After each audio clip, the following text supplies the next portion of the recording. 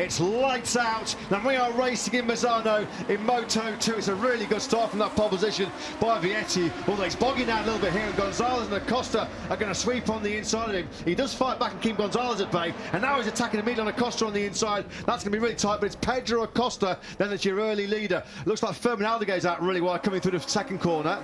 Tony Arbolino was trying to be really aggressive there in the background, trying to go around the outside of turn 2, but he got boxed in and didn't make the ground that he hoped for on the first lap as Gonzalez learns what it's all about to be in the podium battle. He gets passed by both Canet and Lopez. Yeah, Canet running wide there on the brakes into the Rio corner. As he went wide, Alonso Lopez just swept straight on through. Door wide open. Lopez then straight away up through on Gonzalez, who's back in 5th place, which is a very familiar 5th place for him in Moto2 in his Grand Prix career.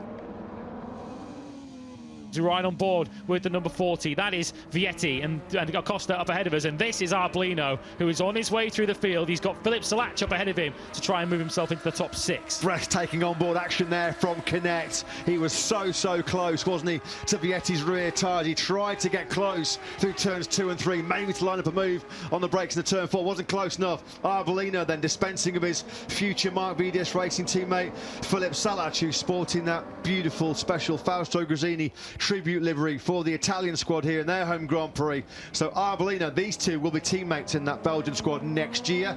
Arbolino then now up inside the top 6. The body language of Arbolino after qualifying yesterday for me was very telling. He had to go through qualifying 1, was successful and managed to get himself up onto the 3rd row of the grid, but he was tapping the tank of his bike and he was patting himself and the team on the back after qualifying yesterday. It felt like a day where Arbolino started to turn his slump around. If he can get through this Grand Prix and somehow get out of here with a top 5 finish, this will represent a real return to form for Tony Arbolino. He might still lose more points to Pedro Acosta here this afternoon, but it feels as if he's starting to take steps in the right direction again. Got to stop the rot soon, though, hasn't he? He's lost 47 points to Acosta in the last 6 races. In the 10 races that they both finished this season, it's only Termas that Tony Arbolino has beaten Pedro Acosta, and that was in that rain-hit Argentinian Grand Prix. And we know he's a wet weather specialist, isn't he, Arbolino? This is Jake Dixon, who, as I mentioned a lap ago, has made no real progress from 14th on the grid. That's exactly where he is at the moment. He did a 1:37.5 last time around, stuck behind Piscini and Benchnader, lapping a second a lap slower than the leader Acosta. And when you think about all that momentum that he gained with one of the best. Somebody's down. Oh, it's Canet. It's Aaron Canet. Well, he is already Moto2's most prolific crasher in 2023, and unfortunately that takes the tally up to 17. Down at 14, then turn 14 goes Canet, and surely now any slim hopes he had of being Moto2 world champion this year, well, they've ended in that moment. The front just going out from underneath him on the brakes into turn number 14. So Canet slips out of contention right at the point where Celestino Vietti has responded to Acosta's blistering speed at the front of this Grand Prix. 1:36.270 on lap 8. The lap we've just lost, Canet, was Vietti's best lap of this race.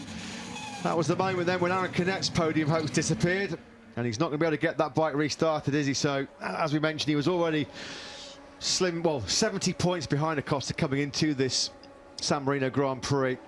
An outside chance of him winning the championship this year. Well, you feel that that may well be a terminal blow for his title aspirations. There won't be a podium or a second place today for Aaron Canet. Another podium, potentially, not out of the question here for Tony Arbolino. Matt mentioned earlier on the drought that Tony Arbolino's been on, as he nearly lost it there coming through turn 6. That would have been a warning for Tony Arbolino. That was nearly 10 points on the floor for the second placed rider in the World Championship. You can see how much ground he's lost to Manuel Gonzalez, but he nearly lost a lot more than that. Oh, Sam Lowes has gone down. British rider Sam Lowes then has crashed out, but that is 3 mistakes in quick succession from Celestino Vietti, which may well have put paid to his hopes of a home win here in Misano.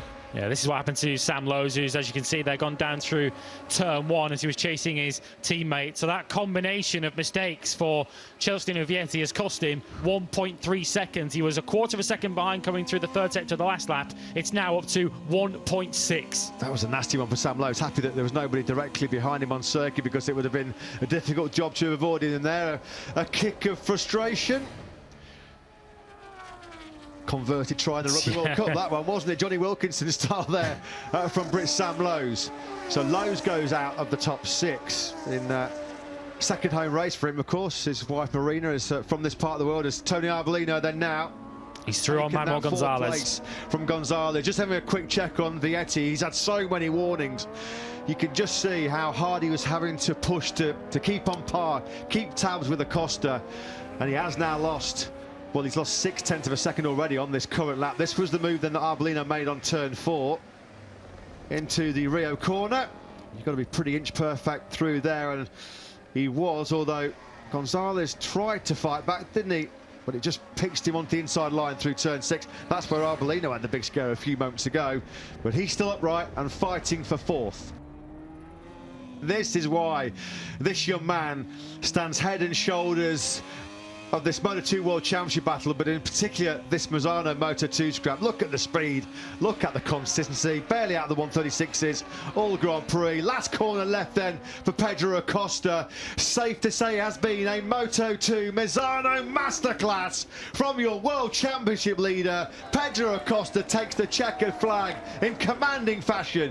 He wins by the massive margin of 6.3 seconds ahead of Celestino Vietti, who did back out of it to take a safe second place. Alonso Lopez does hold off Tony Arbolino to return to the podium for the first time since Le Mans. Arbolino does find himself back inside the top 6, a welcome 4th place for him.